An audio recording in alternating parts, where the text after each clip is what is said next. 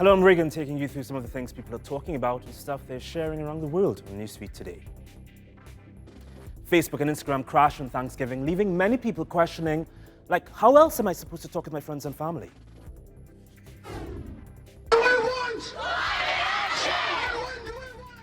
Students across the globe strike in a fight for their future. Scientists are growing meat in laboratories instead of on farms. But what does that look and taste like? And wannabe robbers try to steal cash from an ATM in Australia. We'll show you that epic fail.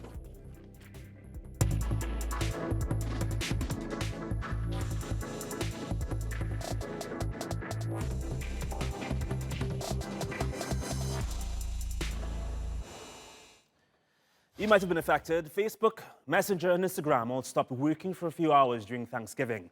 That left thousands of users staring blankly at their phones. I mean, what do you do? Do you now turn to real people and start a conversation? What's that even like? Here's Adama.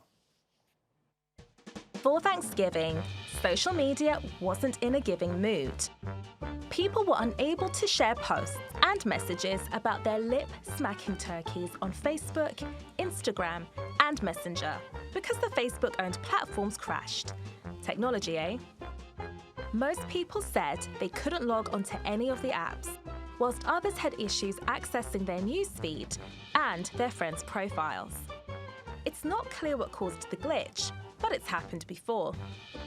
In October, Facebook, Instagram, and WhatsApp were down for several hours.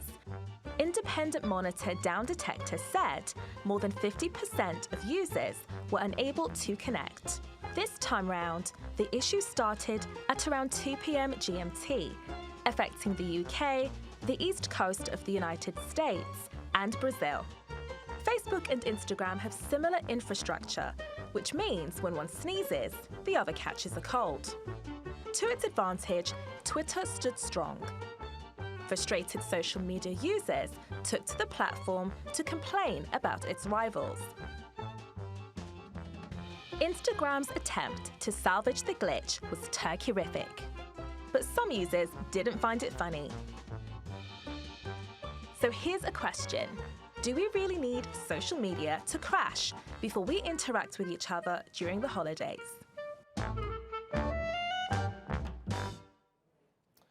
Now here are some other things that caught our eye today on social media.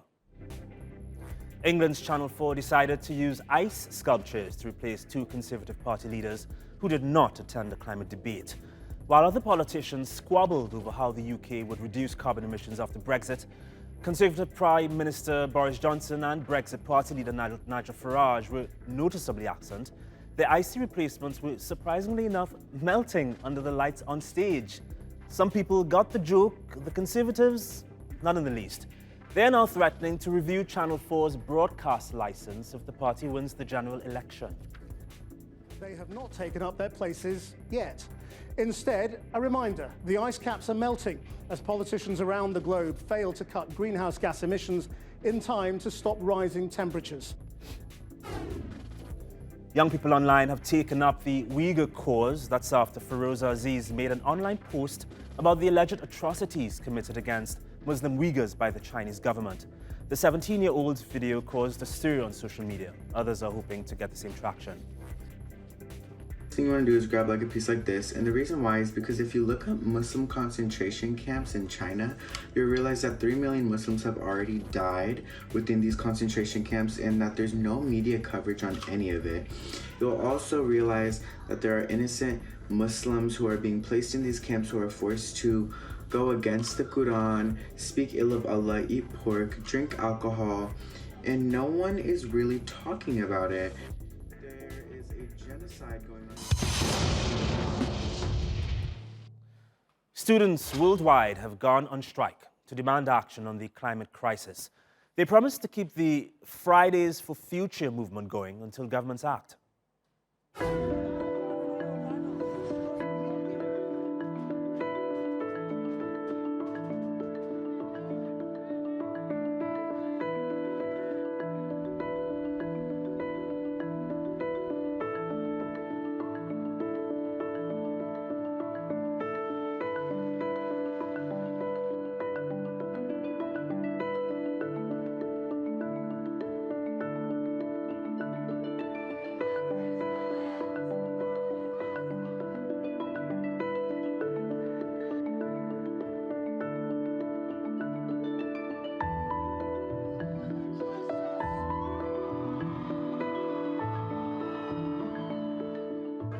earlier this year, my hometown was on the front lines of the Bunyip bushfires, and I guess that kind of shocked me into realising that this is something that is happening and it's time I do something about it.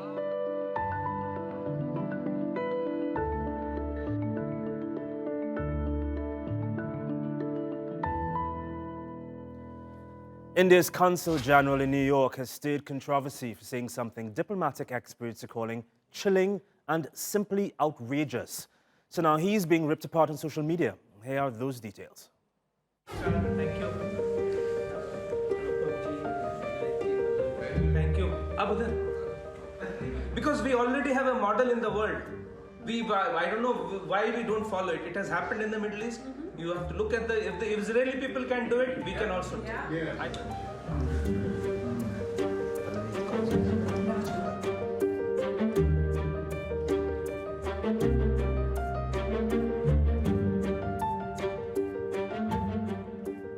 It will allow the refugees to go back, and in your lifetime you will be able to go back and you will be able to visit your villages, you will be able to go back to your home and you will find security.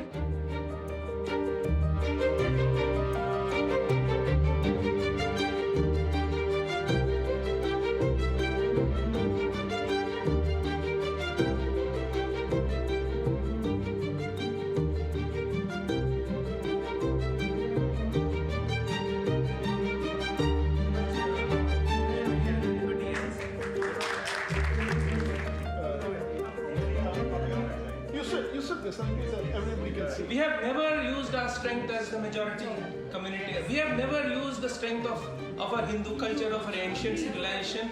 In diplomacy, हमने कभी use ही नहीं करा. आज हम use जब कर रहे हैं तो लोगों को दिक्कत हो रही है.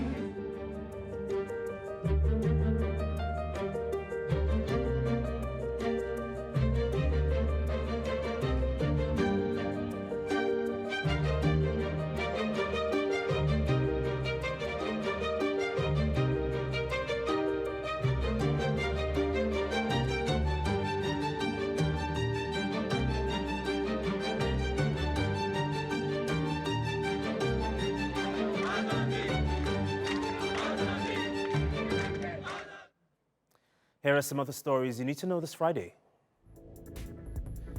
Indigenous leaders in Western Australia have filed an unprecedented compensation claim against the regional government for almost $200 billion. The Noongar people say the claim, which amounts to almost a quarter of Australia's GDP, is for the spiritual damage, quote-unquote, caused by the loss of their land. In 2008, the traditional owners were granted native title over 200,000 square kilometers, but almost all of it was already being used for government, mining and commercial purposes.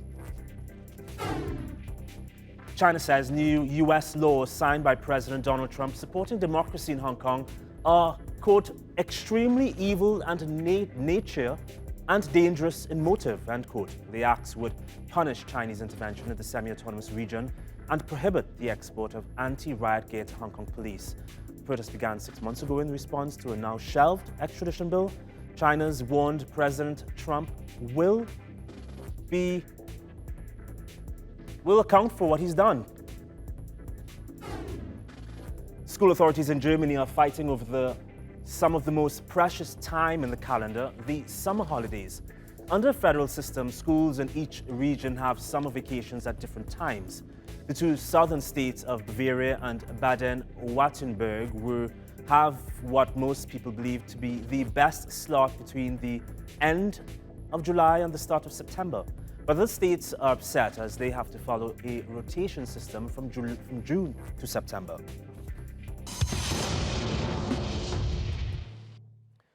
The German military has had to apologize for posting an image of what they described as retro fashion. Turns out not many people are fans of pushing a Nazi uniform as fashionable attire.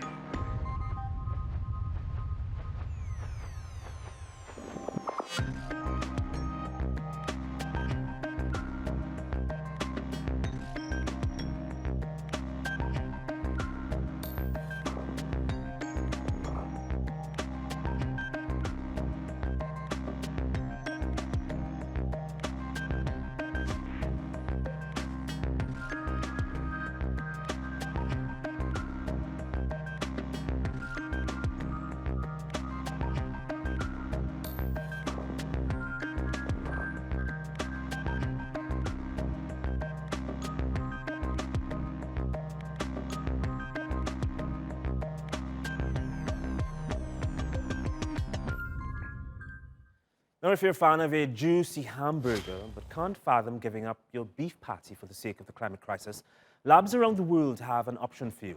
I just got this one. How do you like your kebab? Juicy, well done, or lab-grown? This is Erdem Erikci. He's the co-founder of Biftech Co., a biotech company that is looking to revolutionise the way meat is produced in Turkey. Remember that lab-grown kebab? But before we get into what this tastes like or how it's made, let's look at why lab-grown meat could be the next big thing. The world's population is expected to reach nearly 10 billion by 2050, and the consumption of meat is projected to rise by 88%. To put that 88% into a little bit of a perspective, here's what goes into producing just 1 kilogram of beef: 15,500 litres of water, 30 million square kilometres of land, 36.4 kilograms of carbon dioxide emissions, and 200 milligrams of antibiotics used. So how do you feed so many people across the planet without destroying it? In theory, one cell is enough to produce 1 ton of meat. But how does it all work? Clean meat production is a straightforward process. First, a biopsy is taken from the animal. In our case, it's cow. Muscle stem cells in the biopsy is isolated first. Cells start to proliferate in those flasks, and they are incubated in those machines. Those machines can be considered as the body of the cow in our case. The final step is inoculating those cells into big bioreactors. Then those cells are harvested from the bioreactors. They are put together to be eaten as a minced meat. And the taste? It still hasn't quite hit the spot since its big moment in 2013. The moment when the world's first lab-grown burger was cooked and eaten at a live conference. It's close to meat. It's not that juicy.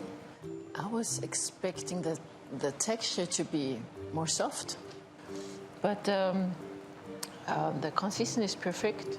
This was the most expensive burger ever made and consumed, with an estimated cost of $280,000. Since then, technologies have evolved, and cell-based meat companies like Memphis Meat are offering a quarter pound of ground beef for $600. The global lab-grown meat market is currently expected to reach $20 million by 2027, and Turkey is among at least 14 countries invested in lab-grown meat production.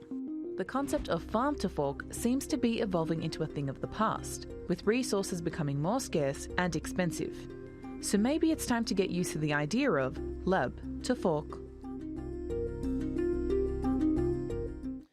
And before we go, we used to think what you're about to see only happened in comedy flicks, but you judge for yourself. Surveillance cameras at a shopping centre in Melbourne caught a couple of fellows trying to crack open an ATM machine. The Aussie criminals first rammed their SUV into it a few times. As you can see, when that didn't work, they hooked a chain around it to tow it away. That too failed. The crooks eventually gave up and abandoned the theft, leaving about $7,000 in damages. Well, that's all from the Newsfeed team. Reach out to me with your questions, comments, complaints, and suggestions at Drive. You'll also find us at 24/7 on YouTube. Make sure you subscribe to our channel, and you can follow me on Twitter and Instagram. Follow, subscribe, add. See you next time. Bye.